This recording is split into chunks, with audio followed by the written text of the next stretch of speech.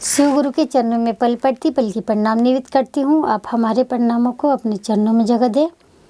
शक्ति स्वरूपा माता भवानी मैया पार्वती के चरणों में पल पड़ती पल की प्रणाम निवेदित करती हूँ। आप हमारे प्रणामों को अपने चरणों में जगह दे। गौरी पुत्र गणेश कार्तिकेय स्वामी धरती माता एवं सर्व देवी देवता के चरणों में पल पड़ती पल की प्रणाम निवेदित करती हूँ। आप हमारे प्रणामों को अपने चरणों में जगह दे। हरिंदर भैया लीलम दीदी को प्रणाम करती हूँ। आप हमारे प्रणामों को अपने चरणों में जगह दे। जितने गुरु भाई बहन हैं सभी के चरणों में प्रणाम करती हूँ। आप हमारे प्रणामों को अपने चरणों में जगह दे। हर हर हे महादेव दया करी हे गुरुदेव, हम सभी के दाता गुरु महादेव शम्य गुरु नमः। शिव गुरु की कथा कहने जा रही हूँ, इसे ध्यान पूर्वक सुने और पूरा सुने। एक बहुत गरीब पासी रहता था, तो उनकी पत्नी कहती थी कि सभी कोई बाबा पे जल चढ़ाने जाते, आप क्यों नहीं जाते हैं। पासी के मन में था कि मैं भी, हमारे पास भी पैसा हो जाएगा तो हम भी चले जाएंगे, भगवान भोलेनाथ का दर्शन करेंगे। ऐसा ही करते करते न उसके पास पैसा होता और न वो भोलेनाथ के पास जा पाता। ऐसा ही करते करते बहुत दिन हो गए। सावन का दिन था, सारे कांवरिया लोग जल भर करके और वो जाने लगे बाबा के धाम। तभी इनके मन में भी आया कि नहीं, आज हम भी बाबा के पास चल जाएंगे, चाहे हमारे पास पैसा हो चाहे नहीं हो। तारी के हड्डिये से तारी को भीग दिया और उसी तारी वाला को धो करके और लवनी पे दोनों तरफ से जल को, जितने कांवरिया लोग थे उतने लोगों के साथ जाकर के सुल्तानगंज से जाकर के वो जल बोझ लिए और जाने लगे। बोल बम करके वो भी जाने लगा और जितने कांवड़िए थे वो पीछे पीछे जाने लगा। जाते जाते रास्ते में भगवान भोलेनाथ कहने लगे कि इनके तो कोई परीक्षा ही लेना पड़ेगा, क्यों ना मैं इससे परीक्षा ले लूँ। सारे कांवड़िया का जुट जाने लगा और भगवान भोलेनाथ एक साधु का रूप धारण करके और पेड़ के पास बैठ गए और कहने लगे, मुझे बहुत जोर की प्यास लगी है, कोई ऐसा कांवड़िया है जो मुझे पानी पिला देगा। सभी कांवड़िया कहने लगे, हाँ तोहरा के पानी पिया दी, हई बाबा लगी पानी लेके जाते कि तोहरा के दी। वही कांवड़िया कहने लगे कि हम आपको कैसे पानी पिला देंगे, ये तो हम अपने बाबा भोलेनाथ के लिए लेके जा रहे हैं, तो आपको पानी पिला दे। बाद में वही पासी पीछे पीछे से लेकर के आ रहा था, बोल बम करते जा रहा था। तभी उन्होंने कहा कि मैंने तो सभी से पानी मांगा पीने के लिए, पर मुझे किसी ने पानी नहीं पिलाया, क्या तुम मुझे पानी पिला दोगे, मुझे बहुत जोरों की प्यास लगी है।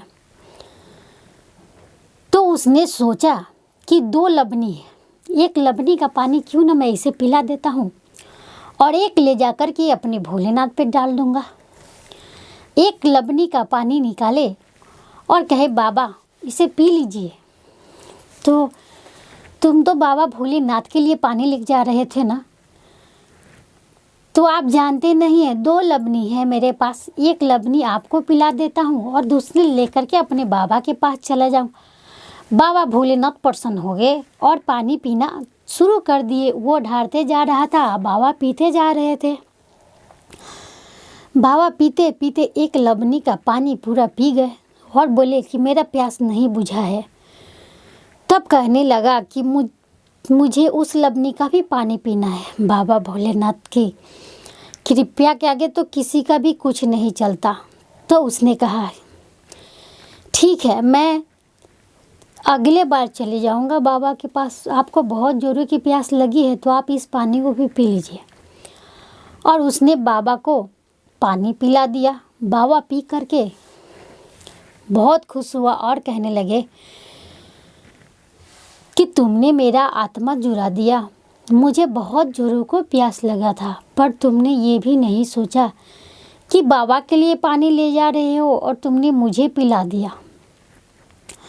उसने कहा, कोई बात नहीं बाबा, मैं बाबा के पास अगले बार चला जाऊंगा। शायद बाबा ने मेरी किस्मत में नहीं लिखा है कि मैं बाबा के पास जाऊं, इसलिए बाबा के पास नहीं जा पाया। दुखी मन से बोलने लगा। तभी उसने कहा, साधु ने, ठीक है अब तुम अपना ये दोनों लबनी हमको दे दो, और जब हम इसमें कुछ डाल के तुम्हें देते हैं, और इसे जा कर के घर पे खोल के देखना, यहाँ वहाँ मत खोलना, ठीक है। तो कहने लगे ठीक है बाबा, और दोनों लबनी दे दिए, और दे करके बाबा वहाँ से अंतर्यान हो गए। तो कहे कि वो चलने लगा, जाते जाते घर पहुँचे तो उनकी पत्नी कहने लगी, आप तो बाबा धाम गए थे तो सारे कंवरिया अभी तक नहीं आए, और आप कैसे चले आए। पत्नी की बात मान करके उसने कहा कि मेरे नसीब में बाबा धाम नहीं लिखा है, मैं इसलिए नहीं गया, किसी बाबा को पानी पिलाया है और मैं रास्ते से ही चला आया। ठीक है।